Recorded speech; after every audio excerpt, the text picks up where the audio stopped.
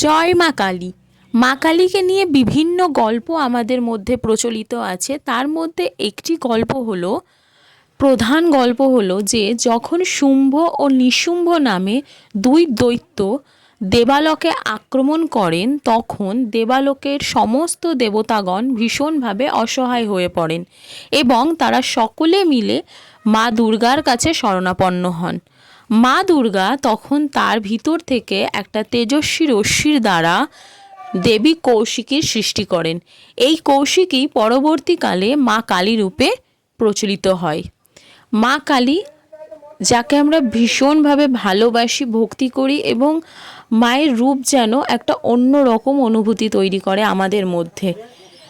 আমি এই ড্রয়িংটি অনেক দিন আগেই করেছিলাম, আউটলাইন করে রেখেছিলাম। যেহেতু রং করা হয়নি, তাই আমি ভাবলাম এটা একটু অন্যভাবে রং করা যাক।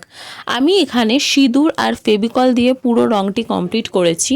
তোমরা ভিডিওটা দেখছো এবং শেষ অবধি দেখো। আর ভিডিওটা যদি তোমাদের ভালো লাগে, আমার ড্রয়িং যদি তোমাদের ভালো লাগে, তাহলে অবশ্যই আমার ভিডিওটাতে লাইক করে দিও, আমার চ্যানেলটিকে সাবস্ক্রাইব করে নিও। আর হ্যাঁ, বন্ধুদের সাথে শেয়ার করতে কিন্তু ভুলো না। আর অবশ্যই অবশ্যই নিচে ভালো ভালো কমেন্ট করো। চলো, টাটা, জয় মা কালী।